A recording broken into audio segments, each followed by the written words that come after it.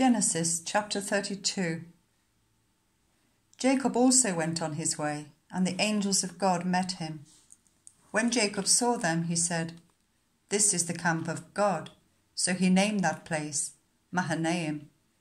Jacob sent messengers ahead of him to his brother Esau in the land of Seir, the country of Edom. He instructed them, "This is what you are to say to my lord Esau. Your servant Jacob says, I have been staying with Laban and have remained there till now. I have cattle and donkeys, sheep and goats, male and female servants.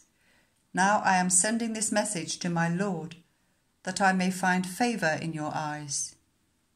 When the messengers returned to Jacob, they said, "We went to your brother Esau, and now he is coming to meet you, and 400 men are with him." In great fear and distress, Jacob divided the people who were with him into 2 groups, and the flocks and herds and camels as well.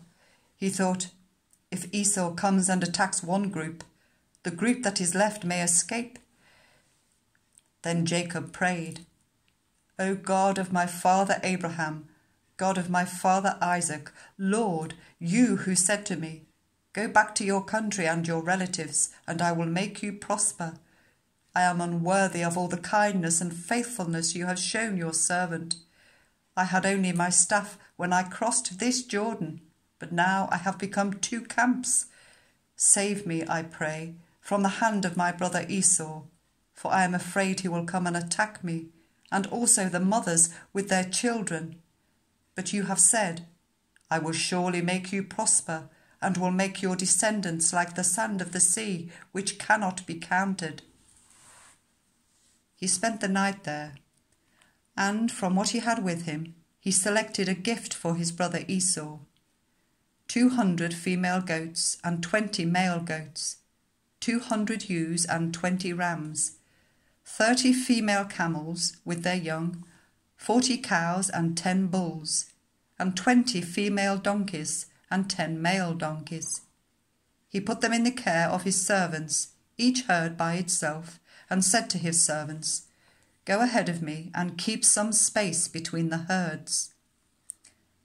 He instructed the one in the lead, "When my brother Esau meets you and asks, 'Who do you belong to, and where are you going, and who owns all these animals in front of you?' then you are to say, 'They belong to your servant Jacob. They are a gift sent to my lord Esau, and he is coming behind us.'" He also instructed the second, the third, and all the others who followed the herds. "You are to say the same thing to Esau when you meet him, and be sure to say, 'Your servant Jacob is coming behind us.'" For he thought, "I will pacify him with these gifts I am sending on ahead. Later, when I see him, perhaps he will receive me."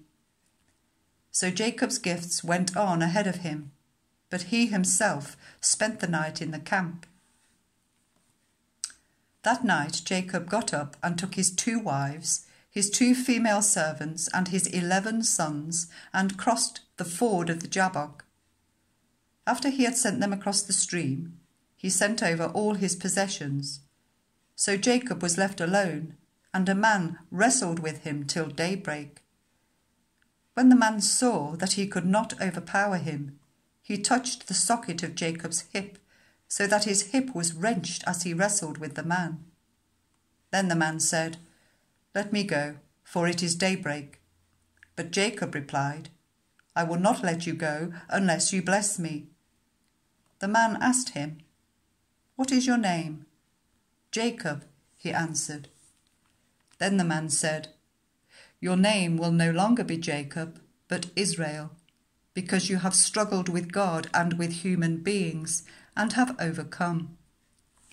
Jacob said, "Please tell me your name." But he replied, "Why do you ask my name?" Then he blessed him there.